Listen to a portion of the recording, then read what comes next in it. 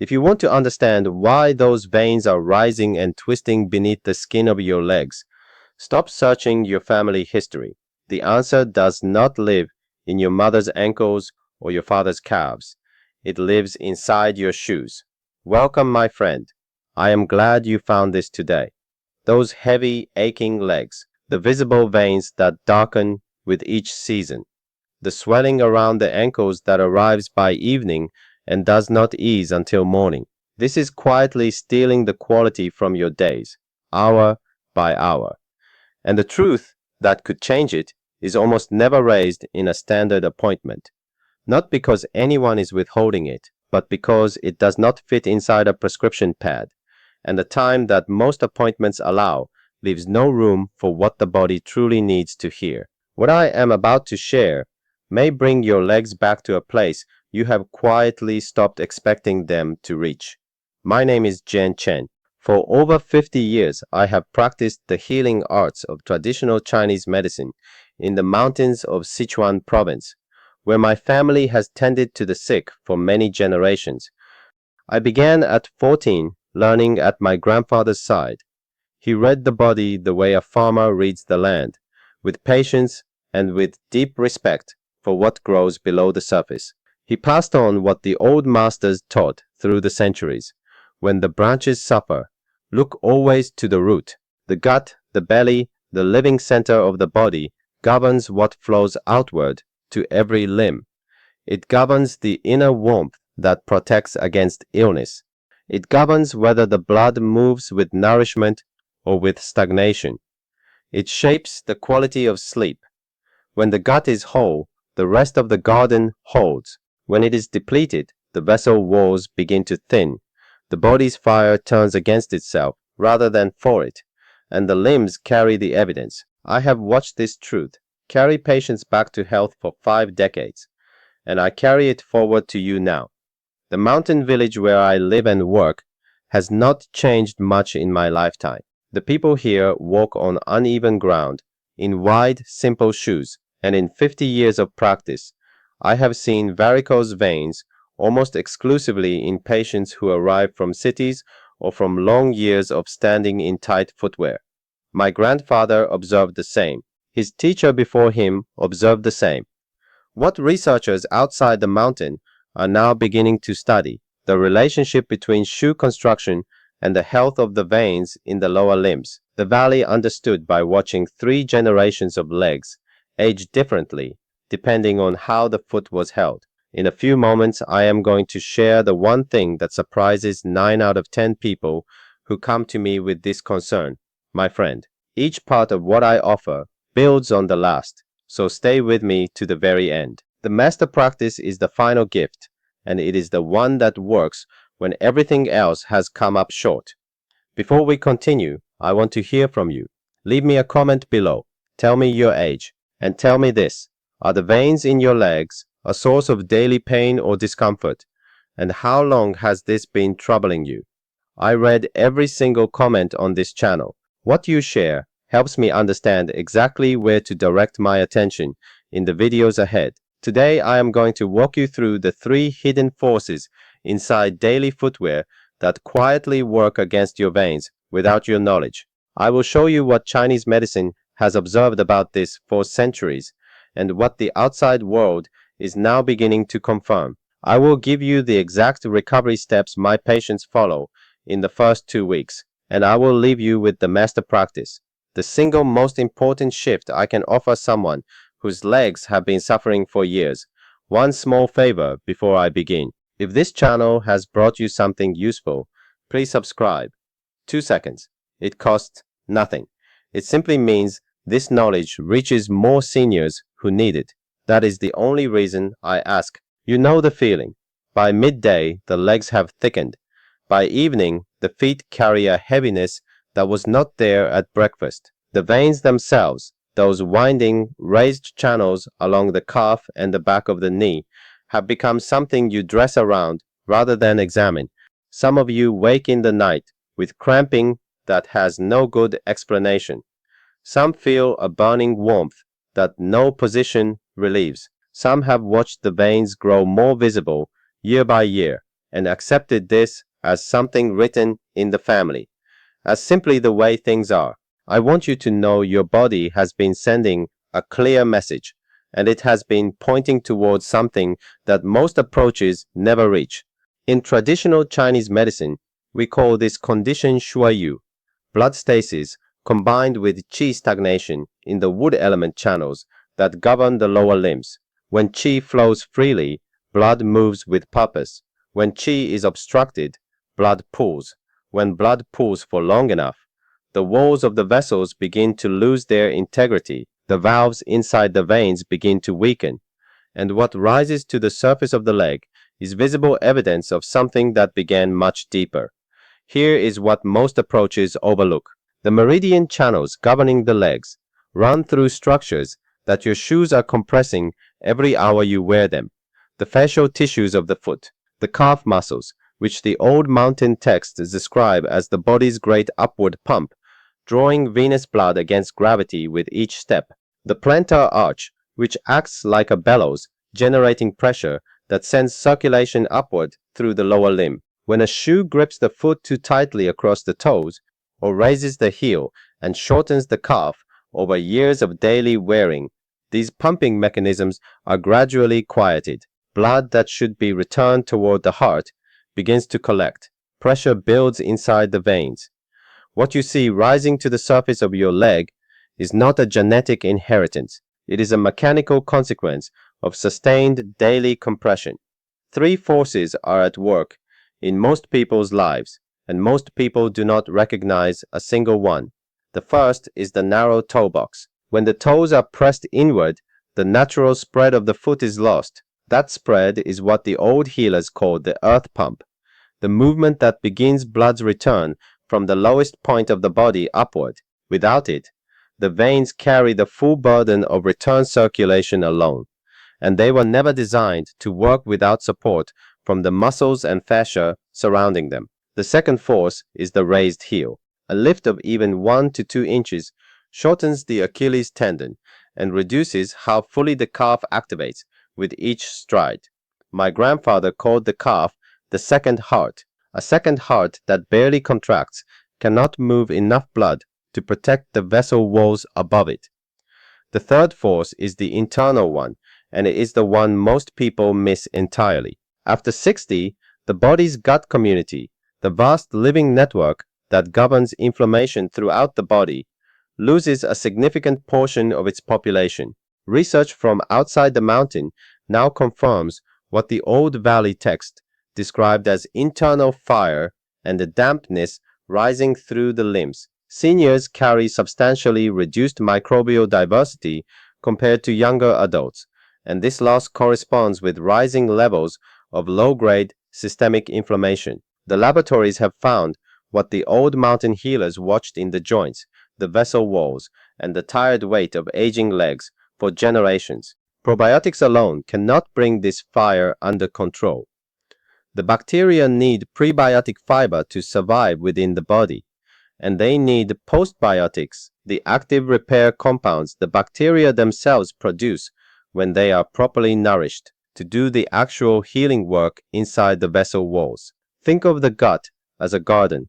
Seeds planted in soil that has been stripped, without the composting organisms that bring the earth alive, cannot take root no matter how many seeds you scatter. All three elements must be present together for the terrain to recover. Dorothy was 68 years old, a retired school teacher from Toledo, Ohio. When she came to consult with me, she had been managing visible varicose veins for 11 years. What had been overlooked was the pair of walking shoes she wore faithfully every day, slightly narrow across the toes, with a 1.5-inch heel that had always felt comfortable and supportive to her. Within 6 weeks of moving to a wide-toe, flat-soled shoe and beginning the foot exercises I will describe, she reported a 38% reduction in leg heaviness by her own daily measure. She told me, "Master Chen, I spent 11 years thinking my legs had simply given up on me. They had not. They had been held in the wrong, and now we arrive at the heart of what I have been waiting to give you. The recovery protocol I use with patients managing varicose vein concerns rests on four foundations, and they work together the way a garden works, each element in service of the others. The first is the shoe itself. Remove any shoe with a heel above a quarter inch and any toe box that does not allow the toes to spread freely when you press firmly down onto the floor. Every step from this day forward is either part of the recovery or part of the compression. This is where the work begins. The second is the calf pump exercise. Stand behind a chair and hold the back for balance. Rise slowly onto the balls of your feet. Hold for 3 full seconds, then lower just as slowly. 30 repetitions, twice each day. This reawakens the second heart that compression has been quieting for years. And I want to say this directly. If you are managing circulatory concerns with a physician or taking blood thinners, please speak with your doctor before beginning any new physical protocol. Now I want to pause here for a moment, my friend, because many of those who write to me ask the same question. They want to know what they can do from the inside to support the work done from the outside. The practices I have described work only as well as the internal terrain allows. Beneath many cases of poor venous circulation in older bodies is a hidden, persistent inflammation that the standard approach rarely traces back to its origin. In bodies over 60, that origin is almost always the gut. The product I have settled on to support this internal foundation is BoochBod. It brings together prebiotic fiber, live probiotics, including 2 clinically studied strains called lactospore and the postbiotics LM1004, and the postbiotics in one complete formula.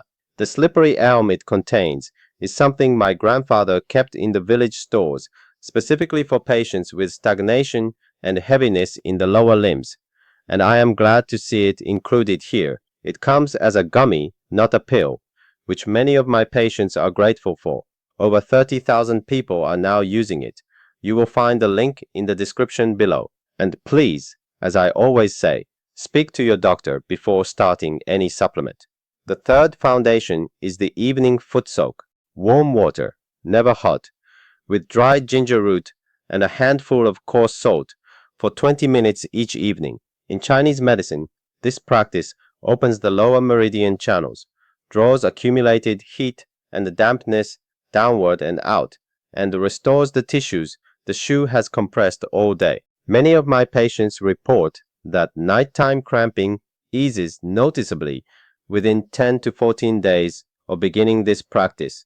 And the fourth is the master practice, 10 minutes of barefoot walking each morning before the foot has been shaped by any shoe.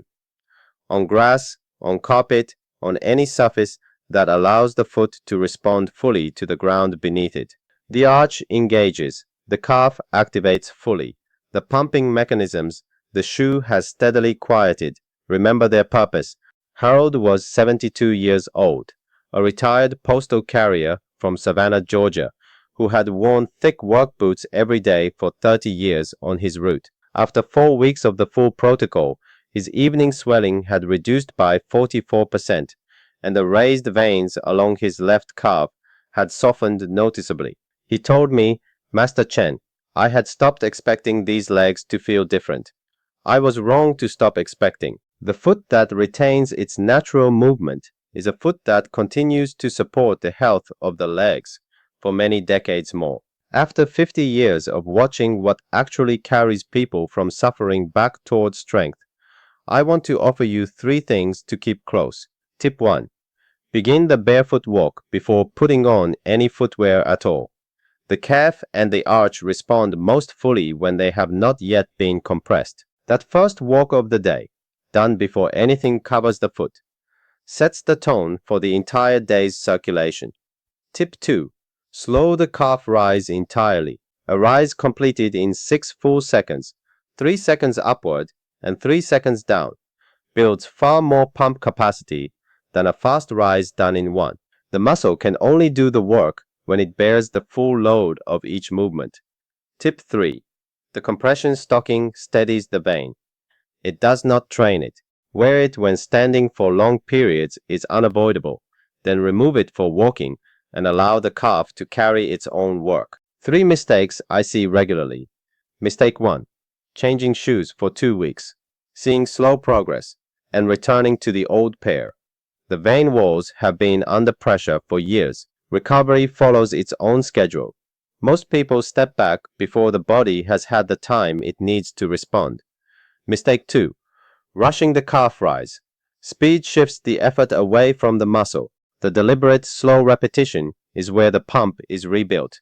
100 fast rises will not accomplish what 20 slow ones do. Mistake 3. Addressing the vein while leaving the foot unchanged. Elevation, creams, and compression each address what is visible. The foot is the engine that drives venous return from below. When the engine is not restored, everything downstream requires more effort than it should. We sometimes speak of health in the later years as though the body has simply arrived at a place beyond renewal, as though care no longer changes what is possible. The garden does not believe this. The garden responds to attention at any age. What you are protecting when you do this work is not merely a vein, it is the morning walk to the garden. It is the ability to stand long enough to cook a meal without pain. It is the afternoon beside grandchildren. It is the quiet independence of moving through your own life on your own terms. It is never too late. The body I have watched heal for 50 years has surprised me many times. Let it surprise you, my friend. Let me bring this together for you. 1. In most people, varicose veins are driven by the mechanical compression of the foot, not by heredity. 2. 3 forces work against the veins each day. The narrow toe box that silences the earth pump, the raised heel that suppresses the second heart, and the internal inflammation that rises from a depleted gut terrain after 60. 3. Recovery begins with the shoe, continues with the calf pump exercise and the evening foot soak, and is anchored each morning by 10 minutes of barefoot walking. 4. The internal terrain matters alongside the external work.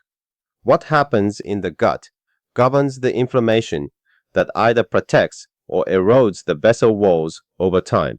If this reached you today, pass it to someone you love, a spouse, an older sibling, a dear friend who has been told for years that their legs are simply the way they are and that nothing more can be done.